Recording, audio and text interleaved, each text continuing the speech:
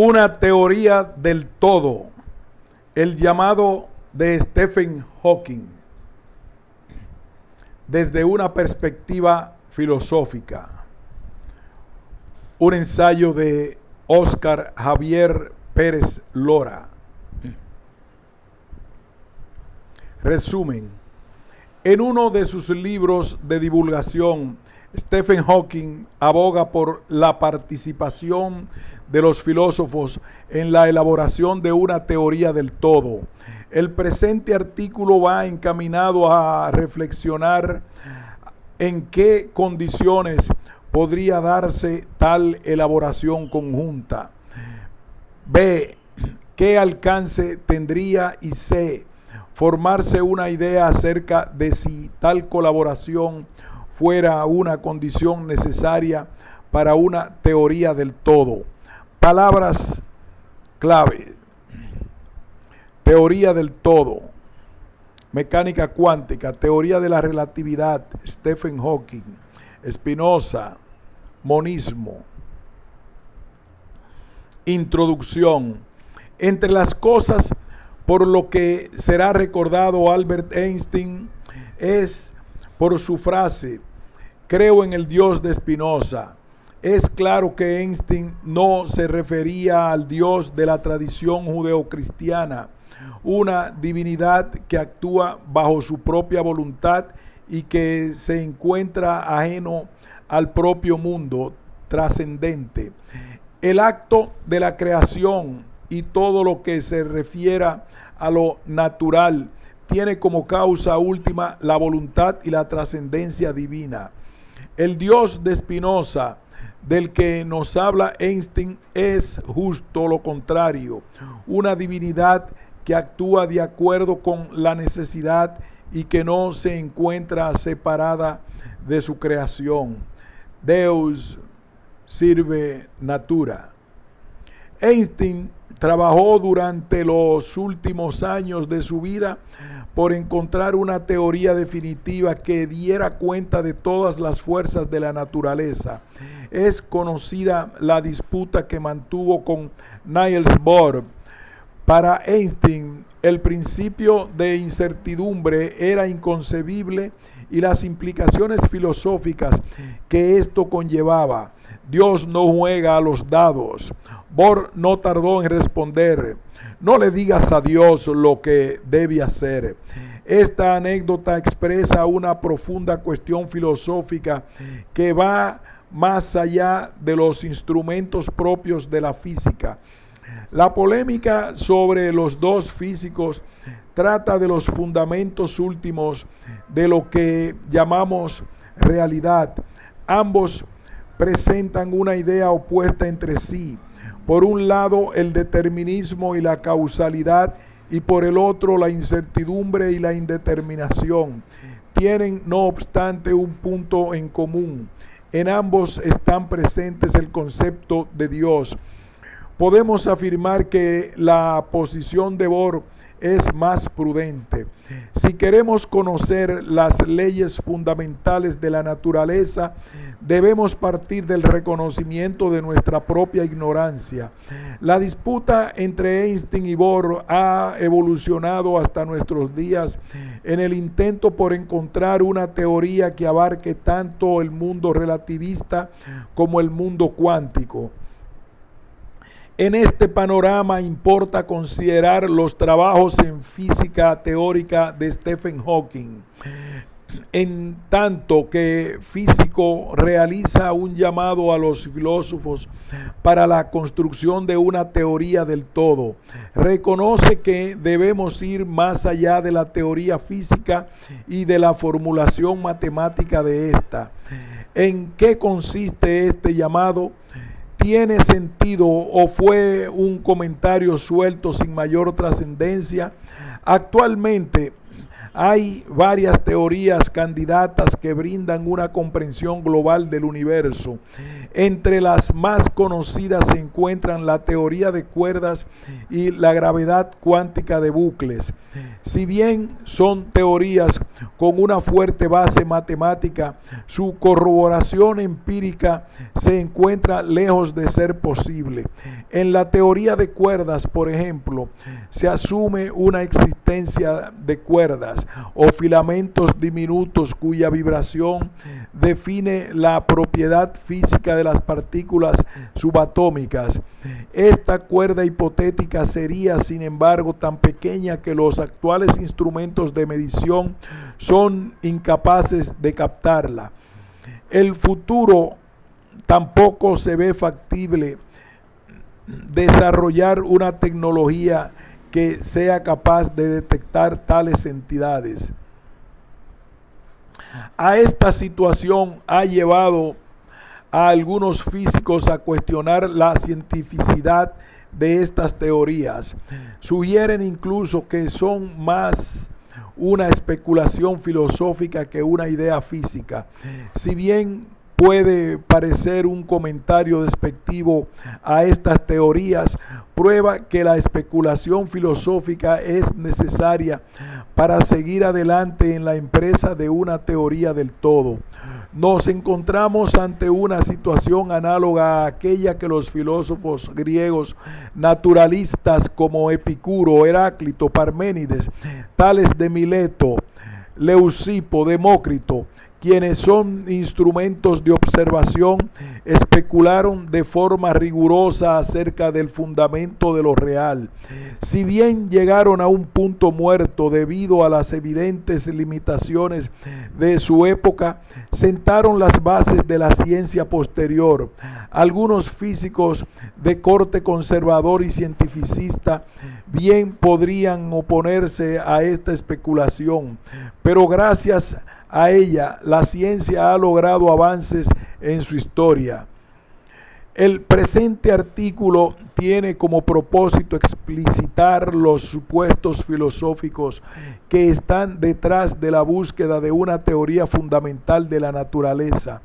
En primer lugar, se trata de entender qué se prefiere, una teoría del todo y por qué sería relevante. En segundo lugar, analizaré el llamado que realiza Hawking a los filósofos para elaborar una teoría del todo, sobre qué supuesto lo hace y si tiene alguna viabilidad. Luego explicitaré los supuestos filosóficos de una teoría del todo, asociados principalmente con el monismo de Spinoza. Por último, presentaré algunas conclusiones. ¿Qué es y por qué es importante una teoría del todo? En la física contemporánea se denomina teoría del todo al cuerpo teórico que permitiría unificar la gravedad con la mecánica cuántica y todas las demás interacciones de la física fundamental. ¿Por qué tomarse la molestia de formular una teoría del todo? ¿Existe una teoría que sea capaz de ofrecernos una explicación consistente de la totalidad de fenómenos físicos? Hablaríamos estrictamente de una teoría o de múltiples formulaciones teóricas que tendrían el mismo poder explicativo. Expuesto de manera breve, tenemos por un lado el modelo estándar de la mecánica cuántica que unifica la fuerza nuclear fuerte, la fuerza nuclear débil y el electromagnetismo. Por otro lado, se encuentra la relatividad general que explica la fuerza de la gravedad y el universo a gran escala. Son teorías parciales, en tanto que explican regiones específicas de la realidad, bien sea de lo pequeño o bien sea de lo grande. El inconveniente surge cuando se intenta compatibilizar ambas teorías en una sola. La diferencia más significativa consiste en que la teoría de la relatividad general es una teoría clásica que no incorpora el principio de la incertidumbre. Por su parte, el núcleo de la mecánica cuántica es justamente este principio de incertidumbre. Al intentar combinar estas dos teorías, los resultados son simplemente absurdos y carentes de sentido.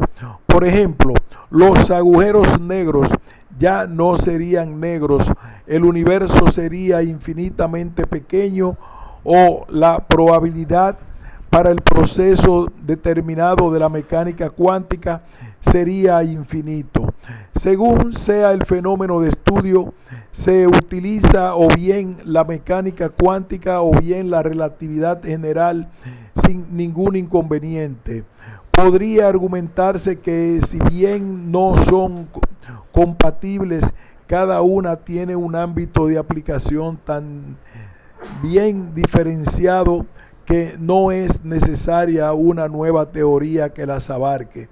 Sin embargo, hay algunos fenómenos en los que esta separación se esfuma. Dos ejemplos significativos: el punto central de los agujeros negros y el propio Big Bang. En ambos casos se tiene un objeto supermasivo, gravedad, y reducido a un tamaño diminuto, cuántico. Si queremos entender el inicio del universo, requerimos de una teoría que pueda incorporar tanto la teoría de la relatividad como la mecánica cuántica. En términos de una filosofía de la naturaleza, se entiende que tal teoría podría darnos la comprensión total de lo real. Hoy en día se desarrolla un número importante de esfuerzos en física teórica por encuadrar estos dos mundos, aunque la evidencia experimental sigue siendo esquiva. La historia de la física parece indicar que es factible suponer una realidad fundamental que gobierna todos los fenómenos. En el pensamiento mítico, la naturaleza parece gobernada por el capricho de los dioses. Los rayos en el cielo eran producidos por Thor, los terremotos por el enojo de algún dios, y la creación de la mujer y el hombre por su benevolencia. El Dios judeo-cristiano creó el mundo y la humanidad por su deseo. ¿Por qué razón estos dioses realizan esta o aquella acción? En todos estos casos es la voluntad de los dioses lo que explica los fenómenos naturales y humanos. A medida que la ciencia ha desarrollado a través de los siglos, empezando por los antiguos griegos, los fenómenos naturales se parecen cada vez menos a caprichos de seres sobrenaturales. Por el contrario, tras la multiplicidad se van encontrando patrones cada vez más generales que van unificando los fenómenos en leyes universales. Por ejemplo, en el siglo XIX se pensaba que la electricidad y el magnetismo eran dos fuerzas diferentes, pero como se sabe, James C. Maxwell 1831-79 unificó la electricidad y el magnetismo en la teoría unificada del electromagnetismo. Resulta entonces plausible considerar que tras las fuerzas del electromagnetismo, la fuerza nuclear fuerte, la nuclear débil, mecánica cuántica, y la gravitatoria, relatividad general, se deba encontrar un patrón aún más general que las abarque y explique, una teoría definitiva de la naturaleza.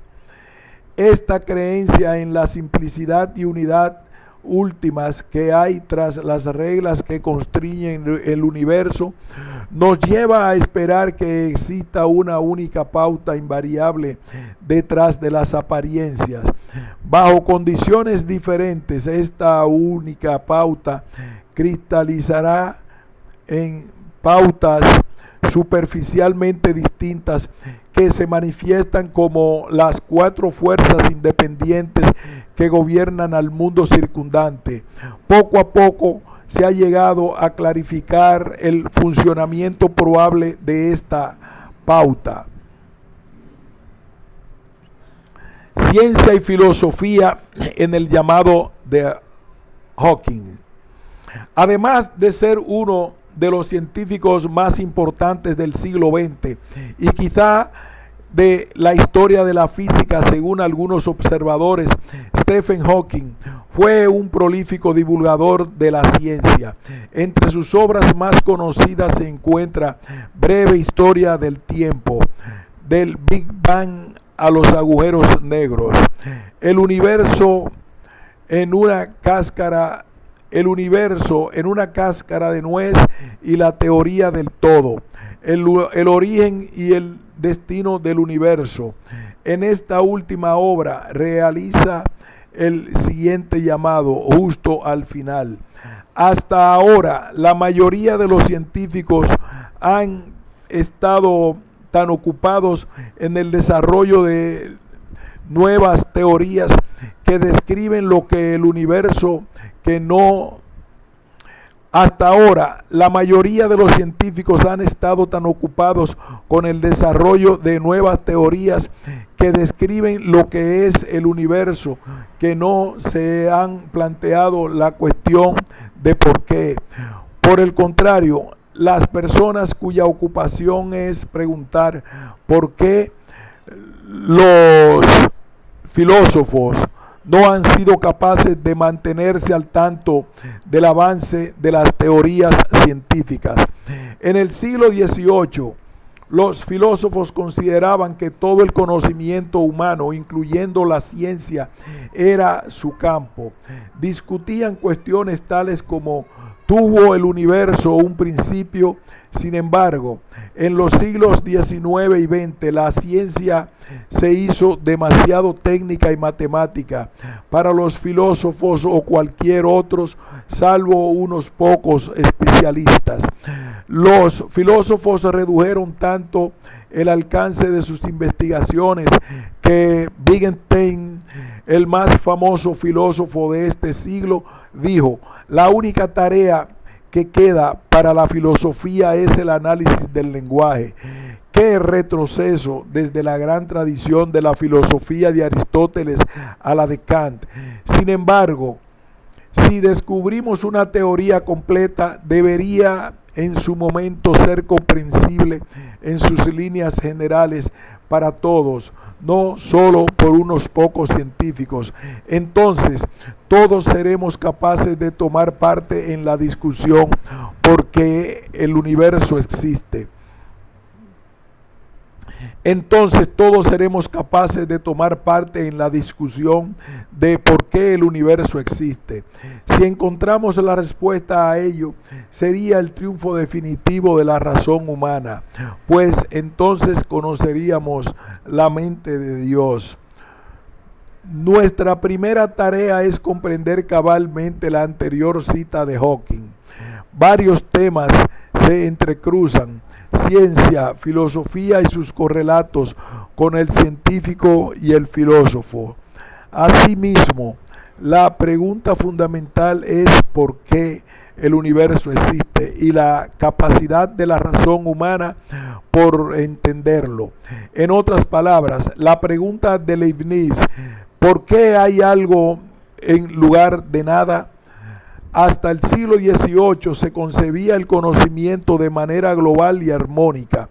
El filósofo abarcaba sin problema cuestiones relacionadas con el hombre, el pensamiento, la naturaleza o Dios. No obstante, la ciencia experimenta durante el siglo XIX y XX una gradual pero profunda transformación en sus métodos y objetivos. La pregunta ¿por qué y para qué? Quedaron proscritas del pensamiento científico. Sobre una mirada positivista y pragmática, la ciencia dejó de hacerse las grandes preguntas que en sus inicios motivó su desarrollo. Se concentró en la descripción y formulación matemática de fenómenos fragmentados. En términos filosóficos, esta nueva manera de hacer ciencia es susceptible de mucha crítica. No obstante, también ha logrado progresos espectaculares que hace apenas un siglo o incluso décadas eran inimaginables en términos de conocimiento y avances tecnológicos. La superespecialización ha rendido sus frutos, pero también evidencia sus limitaciones. Nuestro autor lo resume perfectamente. A la mayoría de los científicos han estado tan ocupados con el desarrollo de nuevas teorías que describen lo que es el universo, que no se han planteado la cuestión de por qué. Plantearse el por qué y, si es el caso, también el para qué es importante. Si no nos hacemos tales preguntas, la ciencia se vendrá pareciendo a una torre de Babel, múltiples conocimientos fragmentados al alcance de pequeños grupos de especialistas, mientras que el gran público es ignorante a estos. La ciencia es un poder y como tal necesitamos discutir públicamente de esta. ¿Hacia dónde debemos dirigir nuestros esfuerzos y cuáles son los fines últimos que perseguimos? Podríamos culpar a los científicos por implementar esta visión y llevarla hasta sus últimas consecuencias. Sin embargo, y en eso coincidimos con Hawking, existe una responsabilidad significativa del filósofo en esta cuestión. Él aduce que las personas cuya ocupación es preguntar por qué, los filósofos no han sido capaces de mantenerse al lado del avance de las teorías científicas. Ahora bien, consideramos que el diagnóstico de por qué eso sucede se queda corto, pues no solo se trata de mantenerse al tanto de los avances científicos, es algo más profundo. Generalmente se divide el campo de la filosofía contemporánea en dos grandes ramas. Por una parte, la filosofía anglosajona, cuyo máximo exponente sería Wittgenstein, y por otra parte, la filosofía continental con Heidegger a la cabeza. Claro, puede ser una generalización burda, pero para el punto que queremos mostrar es bastante ilustrativa. Como es natural, Hawking conoce la filosofía anglosajona y sobre esta realiza su crítica. Los filósofos redujeron tanto el alcance de sus investigaciones que Wittgenstein, el más famoso filósofo de este siglo, dijo: la única tarea que queda para la filosofía es el análisis del lenguaje. En el terreno de la filosofía anglosajona, el principal error consiste en imitar el positivismo del método científico y de la axiomatización matemática. El resultado, una mala copia del original. Así podríamos entender las palabras citadas por Wittgenstein: el fracaso manifiesto de los filósofos para ofrecer una explicación global del mundo, del ser humano y de la sociedad. Por otra parte, podemos decir que la filosofía continental ha tenido una visión un poco más amplia y original. No obstante, se ha marginado de manera más o menos deliberada la discusión científica.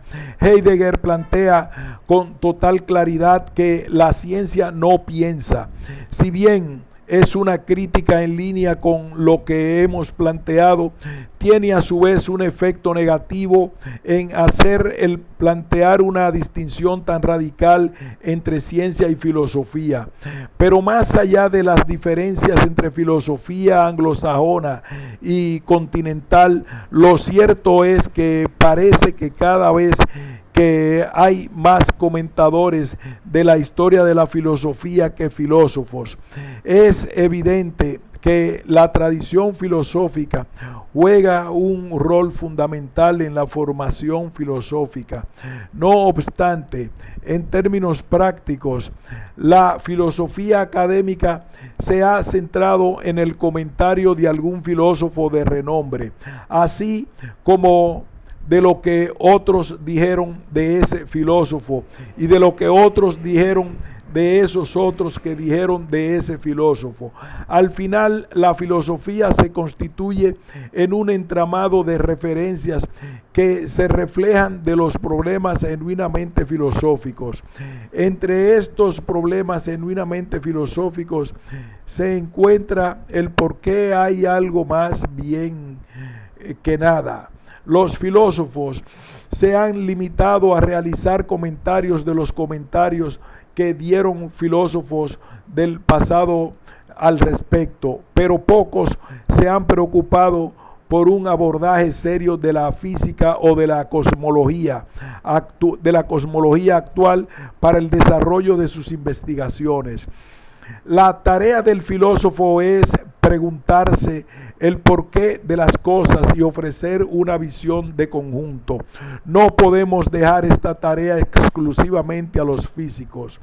¿Qué papel les corresponde a los científicos en el desarrollo de una teoría completa de la realidad? ¿Deben acaso hacer un cambio significativo en la manera de hacer ciencia? Un aspecto relevante es la toma de conciencia que por parte de un grupo importante de científicos de la investigación científica, incluido el propio Hawking, dar sentido al conjunto heterogéneo de teorías científicas y brindar un panorama general de la ciencia. Y esto es muy importante, siempre relacionado con las preguntas fundamentales que incitaron el desarrollo mismo de la ciencia. Tomemos, por ejemplo, el subtítulo de la obra de Hawking que estamos tratando, El origen y destino del universo. Vemos aquí que la motivación esencial tiene una razón fundamental filosófica. Es tarea y responsabilidad del científico hacer más comprensible la ciencia para el público. Pero más allá de la generalidad de la divulgación científica, la disposición de trabajar problemas complejos en asociación con el filósofo. Claro está que esta asociación no debería hacerse en cada uno de los ámbitos, pero sí en el marco del desarrollo de preguntas filosóficas. En el caso de una teoría del todo, adquirir una actitud más abierta que la del positivismo más obstuso. Por último, valga la pena mencionar lo que Hawking llama la mente del Dios.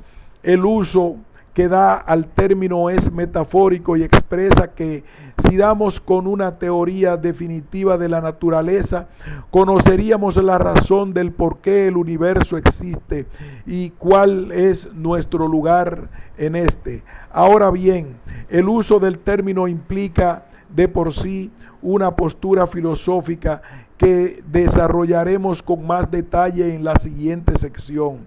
En resumen, podemos concluir que es deber del filósofo sumergirse de manera decidida y atenta a los avances de la ciencia. Claro, esta tarea dista mucho de ser sencilla. La especulación y la alta formalización matemática de algunas teorías dificulta la comprensión de tales avances.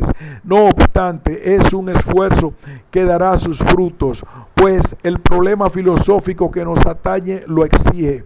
De igual manera, el diálogo directo y de colaboración con los científicos nos permitirá un acercamiento profundo a estos temas más allá de la divulgación científica.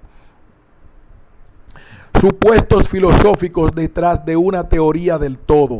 Más arriba hemos dado algunas ideas del por qué sería plausible concebir la posibilidad de una teoría del todo, pero principalmente hemos expuesto algunas razones a partir de la física actual. Sin embargo, tras esos argumentos científicos, también hay razones filosóficas que nos llevan a pensar en la unidad del mundo y en la capacidad humana para comprenderla. Es claro que es una discusión que está lejos de ser unánime, y según sea la corriente de pensamiento que tratemos, tal esperanza se pone en duda. En primer lugar, este problema presenta una dualidad indisociable desde el principio. Por un lado, el carácter mismo de la naturaleza metafísica y nuestra capacidad por entenderla, de hacer tal unidad conocible, epistemología. Pueden sucederse las siguientes situaciones conforme asumamos uno u otro supuesto.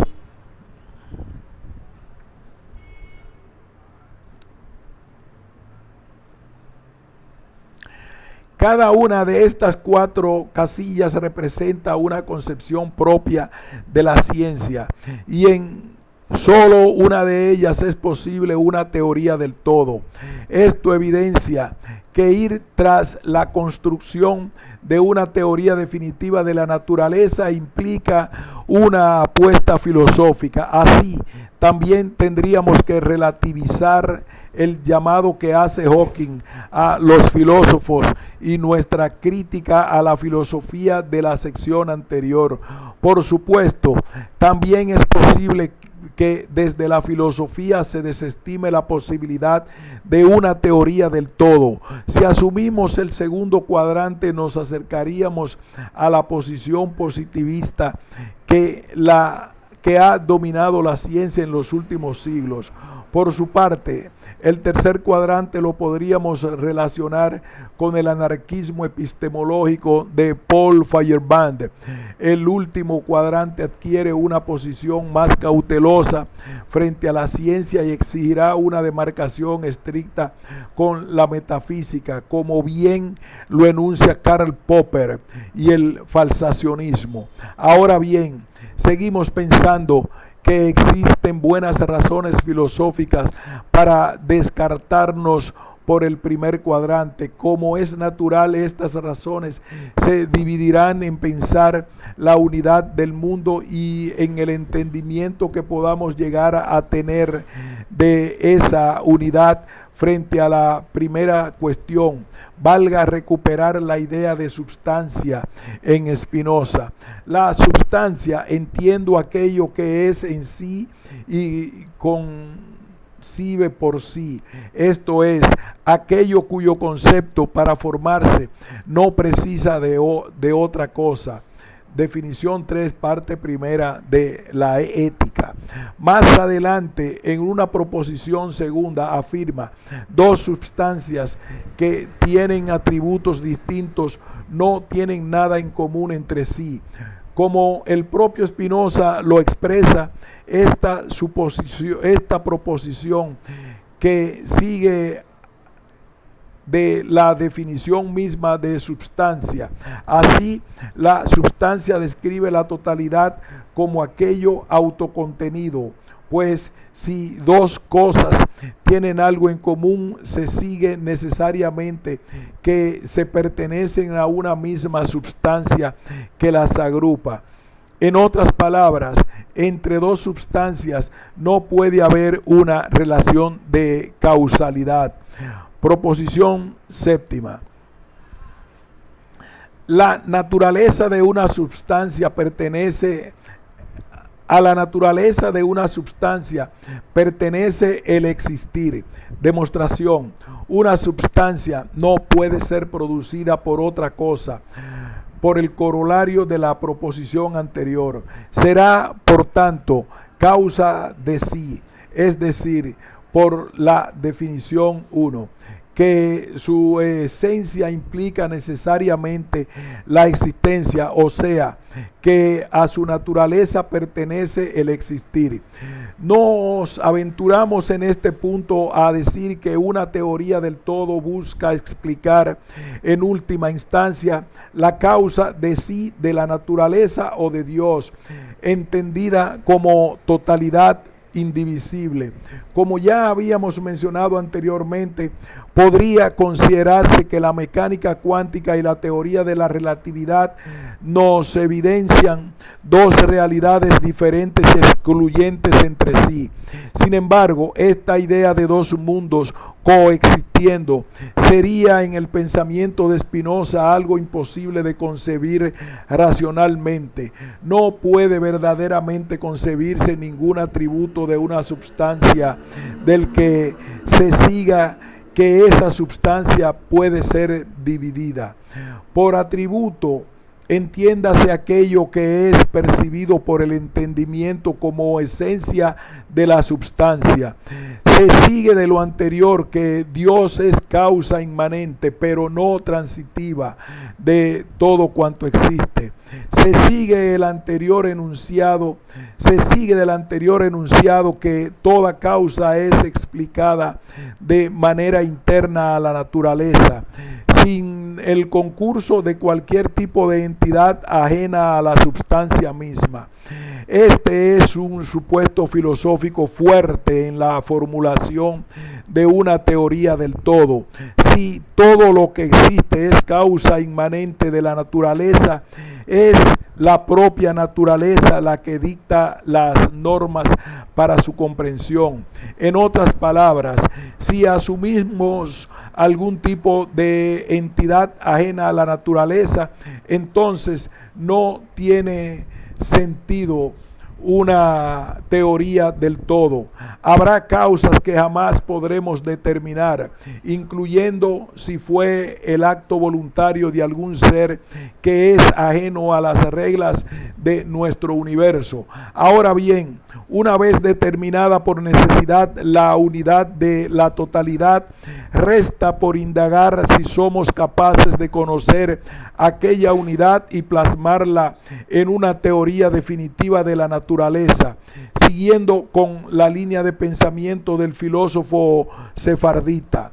En la naturaleza no hay nada contingente, sino que en virtud de la necesidad de la naturaleza divina, todo está determinado a existir y obrar de cierta manera. Es decir, Dios actúa por necesidad, no por capricho, y en esa medida todo cuanto sucede ocurre de una determinada forma y no de otra. Todo se sigue de modo necesario. Las cosas no han podido ser producidas por Dios de ninguna manera y en ningún otro orden que como lo han sido. Siendo el orden necesario, es posibilidad del entendimiento finito comprender los atributos y afecciones de Dios. Lo que está contenido objetivamente en el entendimiento debe darse necesariamente en la naturaleza. Así concluimos con la esencia de una teoría del todo. Consiste en develar el orden necesario presente en la naturaleza y expresarla bajo las reglas del entendimiento.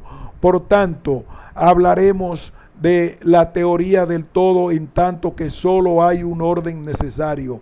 Ahora bien, esto nos lleva a un supuesto filosófico aún más profundo: la racionalidad del mundo, la mente de Dios, en las palabras de Hawking. La ética de Spinoza está demostrada según el orden geométrico. En el título mismo de su principal obra hay un detalle que no puede pasarse por alto. El orden necesario de la naturaleza sigue un orden geométrico matemático. Siendo esto así, esperaríamos que la formulación de una teoría del todo tenga como base 3 siglos después de su obra. Las actuales candidatas a una teoría del todo sigan la formulación de este orden geométrico. Conclusión. La formulación de una teoría fundamental de la naturaleza es tanto física como filosófica. El llamado de Stephen Hawking reconoce esta realidad, y lo que hemos intentado mostrar en el presente escrito es en qué medida la filosofía tiene un papel activo en su construcción. Como hemos visto, existen supuestos filosóficos muy fuertes que validarían la posibilidad de una teoría del todo. A nuestro entender, existen buenas razones, tanto científicas como filosóficas, para realizar esfuerzos en esa dirección. En particular, expusimos las ideas de Spinoza, que logran englobar lo que científicos como Einstein y Hawking consideran de manera implícita por el concepto de Dios. Tras la multiplicidad, pueda que nos encontremos con el pensamiento del geómetra. Claro está, la discusión sigue abierta, y puede ser la propia discusión filosófica la que en algún momento establezca la imposibilidad de una teoría del todo. Sin embargo, por otra parte, el desarrollo de una teoría del todo también tendría implicaciones en la filosofía, según lo expusimos en la tabla primera. Los descubrimientos científicos más recientes, tanto en cosmología como en mecánica cuántica, son el material con el que el filósofo pueda razonar, y por qué no también pueda sugerir caminos de avance en esta empresa. El trabajo mancomunado con el físico es indispensable. Fin de este ensayo sobre Hawking y la teoría del todo.